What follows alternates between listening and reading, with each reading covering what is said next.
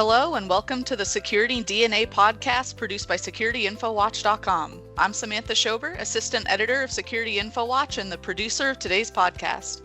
SecurityInfoWatch is your go-to resource for cutting-edge insights that matter most to today's security and risk professionals. We bring you sharp, up-to-the-minute analysis of industry trends, emerging threats, and the latest technology that impacts your world. Our expert coverage goes beyond headlines, offering real-world strategies, innovative solutions, and critical risk intelligence to keep you ahead of the curve. From policy updates to breakthrough tools, we cut through the noise to deliver actionable information that empowers you to make smart, informed decisions in this dynamic security landscape. My colleague, Steve Lasky, a veteran of more than 3 decades in the security industry, has joined me as host for this episode. As the editorial director for the security group at Endeavor Business Media, Steve's unique perspective, wealth of knowledge, and extensive experience in this sector make him an invaluable contributor to our discussions. Today, Steve invited Evan Bloom to join the SecurityDNA conversation. Evan Bloom is the CEO of Fortress Strategic Communications, a public relations or PR consultancy focusing on physical security, law enforcement, homeland security, public safety, and enterprise risk management sectors. His experience stretches across small, medium, and enterprise-sized companies. He is adept at helping businesses build an engaging and newsworthy company narrative, create dynamic media profiles of senior executives and spokespeople, and cultivate positive, long-term relationships with all media types. Evan is an expert at advising companies that cannot mention the names of their clients in the media and devising PR campaigns for all clients linked to breaking news, geopolitical risks, law enforcement, physical security market issues. His focused techniques and issues-based strategies and campaigns deliver measurable results, with clients appearing on America's national TV and radio networks, in mainstream news publications, and in various key trade media. He began his career working in high-tech PR, and his interest in physical security and enterprise risk management started with cybersecurity and business continuity clients. His client experience includes security workforce management, gunshot detection and location, anti-terror apps, open source intelligence, law enforcement, counter-narcotics technology, cybersecurity, enterprise risk management, and self-defense. While studying at university, Evan worked in the retail weapons and security guarding sectors. Evan graduated cum laude with an MS degree in business continuity from the esteemed Norwich University in Vermont, the first private military college in the United States. He also has a Master of Arts degree from the University of Johannesburg, specializing in public relations. And with that, let's turn it over to Steve. Well, Evan, we got through your resume well enough. Very impressive.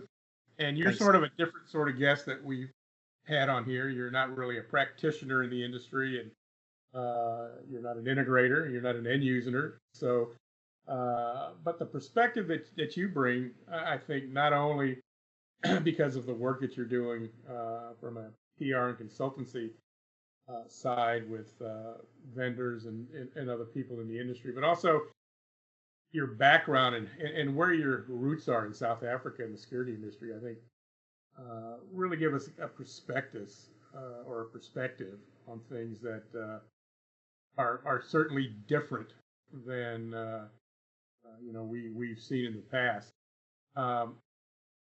So let's dive right in here. Why don't you tell us a little bit about the security environment in South Africa and what it was like when you were growing up as a young man, and what sort of got you involved on the security side?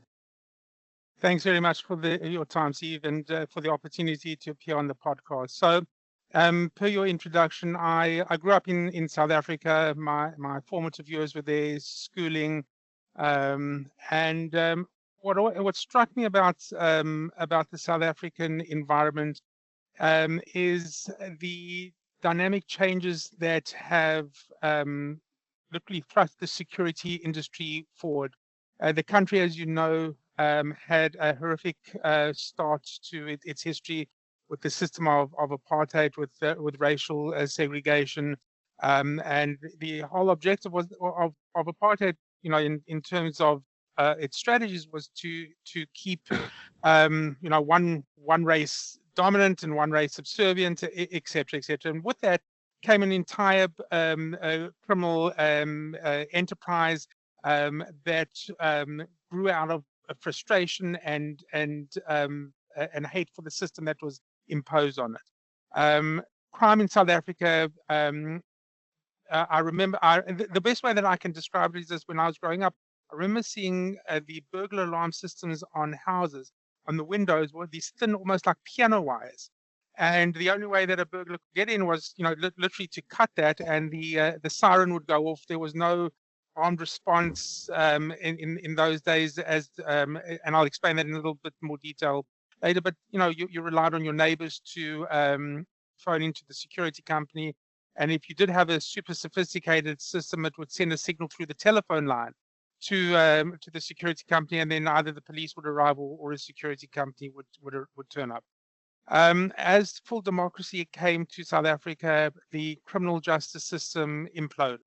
Violent crime really took off. Home invasions were at all-time high. Carjackings were at an all-time high. I mean, I got carjacked at gunpoint, so I know full well what it was. Both my brothers had been shootouts outside the house, just simply to take things away from you. And the fact of the matter is that as the criminal justice system imploded, the response times from the police dropped, which meant that private citizens were literally left to their own devices, which was a burgeoning growth driver for the physical security market.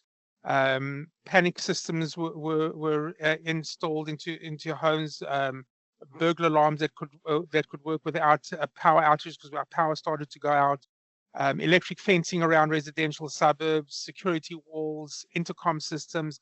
All of these things, literally drove the market, and palisade fencing to keep our intruders out, etc. And South Africa went through a dark phase, and I never came from a well-off family. I had to get a job. I got a job working in youth camps in security, and we underwent some training and worked with a team of guards to move kids on summer camp down from the inland areas to the coastal regions, and we looked after about 800 kids at summer camp on the beach, etc., and then had to move them back and worked with doctors and paramedics to create a safe environment. When my time in the youth security industry ended, I still needed a job to pay for university, and crime was really out of control. And I got a retail job working in the firearms industry. And in South Africa, you're allowed to carry weapons. You're not allowed to carry any of the AR-15 platforms that you have in America. Pistols, rifles, shotguns, and hunting rifles is all it is. And I worked for many happy years in the retail weapons industry, learning the trades, learning about customer service, threat detection, consultation, etc. And I've carried all of that knowledge with me into. I was doing this while I was at university, studying, etc. And then I got my first job in the high-tech PR world. And But Evan, when you talk about all of this, I mean, this is it's sort of a frightening scenario that you paint as far as what it was like growing up and what was driving the security growth, both from a services perspective and also from a technology standpoint. Are you looking, when you left the country, and maybe conversations with colleagues that are still there, what's the situation now as far as the security status in South Africa? It's still dire, Steve. There's still a lot of crime, and sadly, the crime has driven the innovation in the security industry, because there's a huge number of new technologies that have been implemented over the last couple of years, certainly after I left. And the industry has become highly technology driven, highly innovative. It's that old thing of adapt or die. You have to, mitigate your risk environment to survive for your family, for your business, etc. So when I left, we remote monitoring was just about being implemented. That is now a huge part of the value proposition, the service offering from large security companies.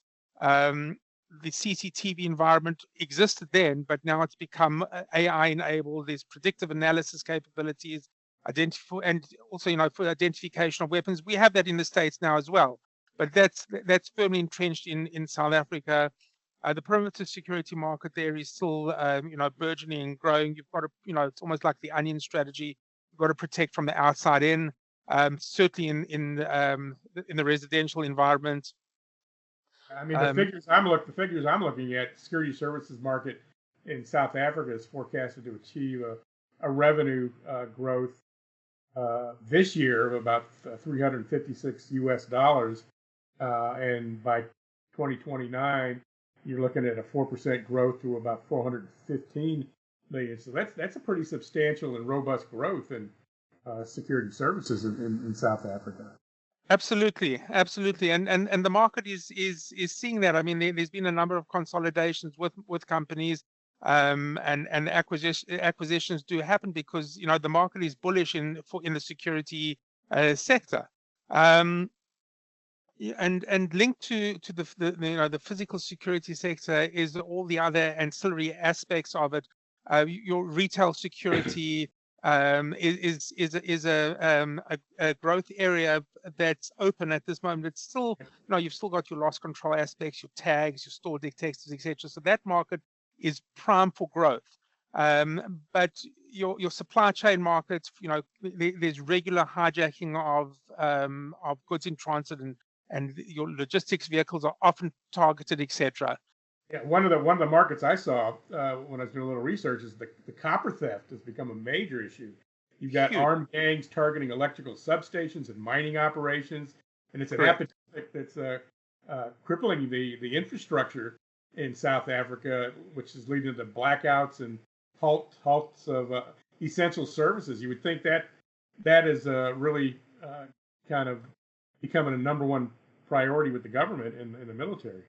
Absolutely. So these gangs, what they do is they lift up they even steal the manhole covers. So your car can just anyway. So they go underground. They go in. They cut off the copper cabling for the telecommunication systems for the telephone networks, and they literally sit there and they just wind up miles of copper, and then they go and they sell it.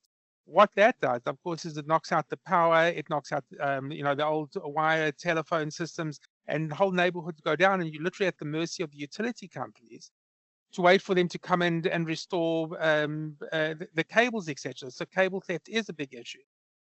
Those American companies that are involved in mining security would be, very interested to know that the mines that have been decommissioned in South Africa, you get mining gangs that literally go in, lower themselves underground, and start extracting gold rocks from underground to reprocess, etc. So you've got almost this covert mining entity that is taking tens of millions of dollars out of the South African economy.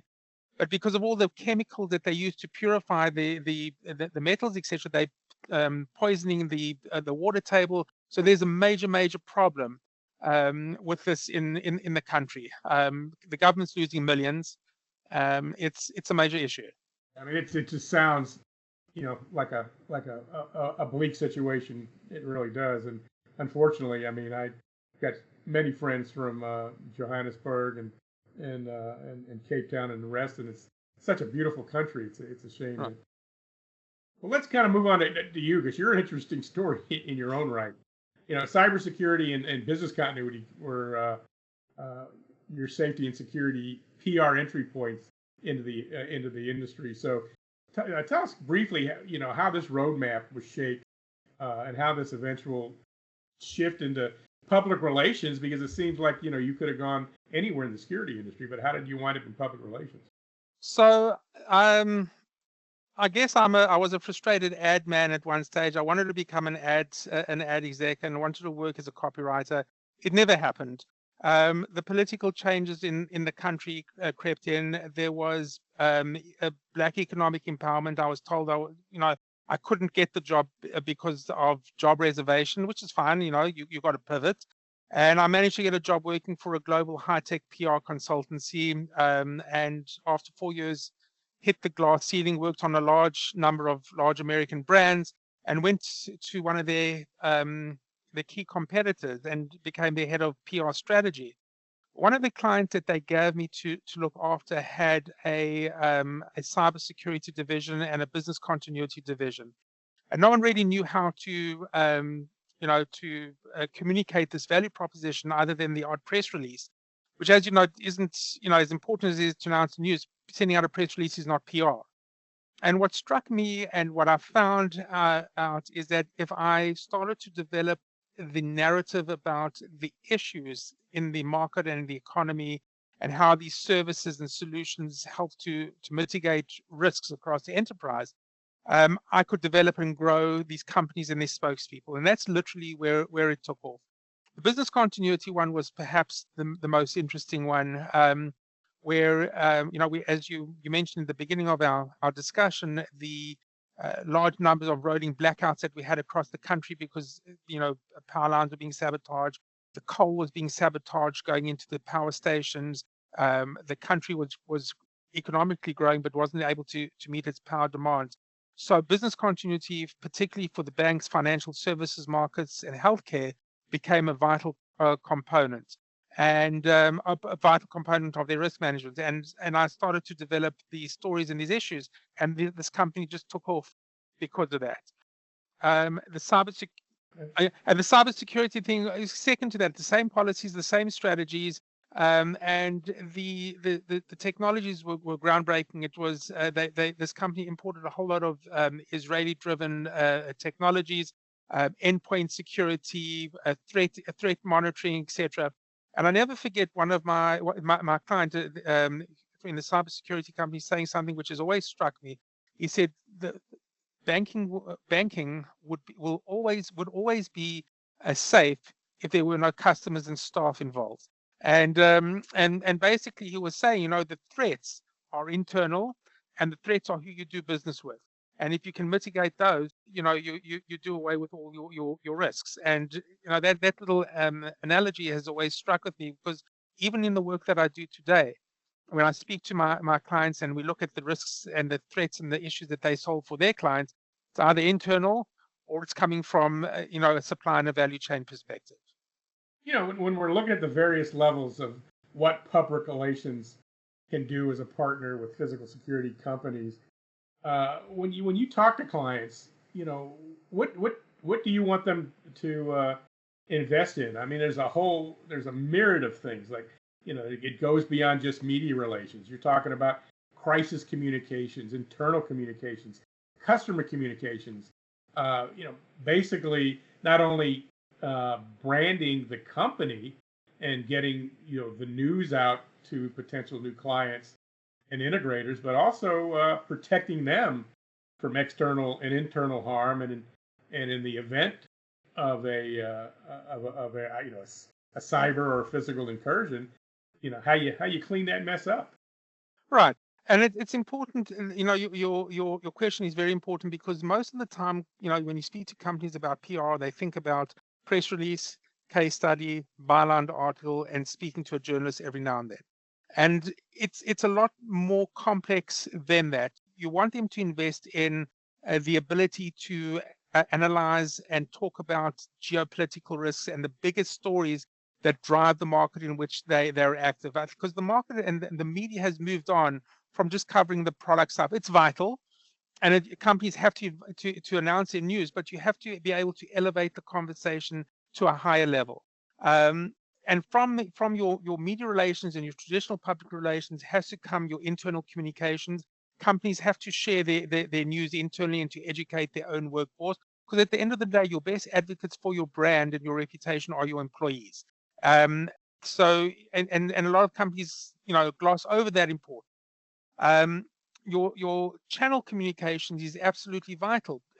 Channel communications is vital because you don't necessarily rely on the media to carry your message. You're the master of your own message. You can tell your channel what you want them to know about. You can push your product more than you can necessarily in the media.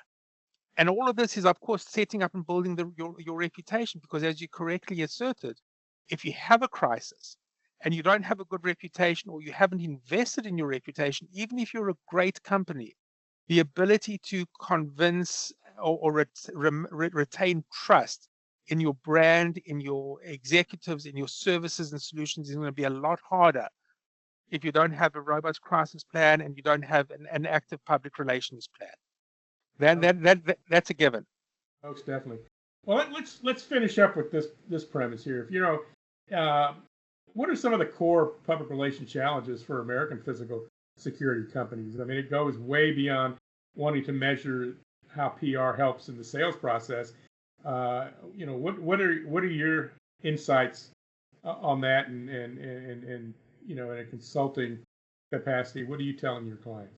So, Steve, you mentioned the PR measurement. PR measurement is a challenge for many companies, because when I deal with companies, they say, this is before they come on board as a client, the common question is, how are we going to measure the success of PR? We want to measure it in sales.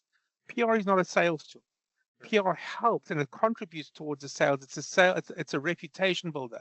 The sales of a company comes from its sales and marketing team. The activities that PR develops and implements can certainly help, but you send out a press release, it doesn't equal a sale of a good. You've got long sales cycles, you've got complex and technical processes, you've got governance and risk processes, and a whole lot of other things that take place that are not PR oriented that can impact the sales cycle. So that's one aspect that's always a challenge. Another challenge, and I say this with respect to my competitors, is the scorched earth aspect that some PR companies have to deal with, because you get other PR companies that come in, promise the world, deliver very little value, and then it's the other companies that have to pick up the pieces and have to deal with the bad reputation that some PR companies have left for the market and for the sector. So that's a challenge. It's changing the mindset, and then the other one is the ability for companies, and I call this the bravery factor. Companies need to have spokespeople that are brave. You have to be able to go out and you have to talk about the hard issues in the market, and you have to be able to lay out a convincing argument. And a lot of companies are scared to do this because of the perceived blowback that may happen if people in the market don't agree with them. But my perspective is, you're going to say that to your clients in any case, or your prospective clients in any case. So if you go out into the market and you position yourself as a subject matter expert, and you have a convincing argument on current market issues and trends and threats and risks, there is more of a chance that you will be seen as an expert, as believable, and it will certainly be able to build the reputation and maintain the reputation of your company as a leader in its field. It's a process. One interview doesn't make a reputation. PR is a sustained process. That's the big issue. Excellent stuff. In all transparency, I've brought Evan into the fold here with our security group. He's going to be doing some regular writing for us in Security Technology Executive and in some other platforms. So we're thrilled to have him on board. And again, I just want to thank you for your time and your expertise today, talking about the changing market in physical security here in the U.S. and obviously in South Africa, which many of us know little about, but it's fascinating nonetheless. And sharing your insights into smart and proactive public relations in this industry. I'm like you. I've been in the industry almost more than 35 years, and public relations used to be a cut sheet and a sales guy in a plaid sports jacket at a trade show. So it's nice to see an issues-oriented approach that actually is, like you said, proactive and deals with things that are relevant both to the customer and to your clients as well. So we look forward to keeping these conversations going and having you work with us during the year. And again, appreciate your time. And Steve, thank you to you and your team for everything that you guys do for the industry. I enjoy reading all your stuff. Thank you very much. Very good, very good. Sam, I'm going to toss this back to you.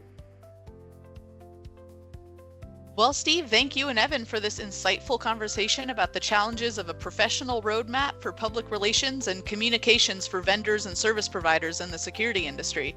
And thank you for tuning in. This podcast is your go-to source for staying ahead in the security industry, offering sharp insights, real-time trends, and straight talk for industry professionals. It's built for you to stay informed and empowered wherever you are. Stay connected, stay sharp, and keep security front and center. To access our podcast lineup, go to podbean.com and search for SecurityDNA. You can also find our podcast in our Security Frontline, Integrator Newswire, and Security Week e-newsletters. Of course, we'd love to get feedback from you, our listeners, about topics they're interested in. If you have a suggestion, email Steve at slasky, that's SLASKY, at SecurityInfoWatch.com. This episode of the SecurityDNA podcast was recorded and produced by Samantha Schober, Assistant Editor for SecurityInfoWatch. For Steve Lasky, Evan Bloom, and everyone at SecurityInfoWatch, thank you for listening, and keep an ear open for our next podcast.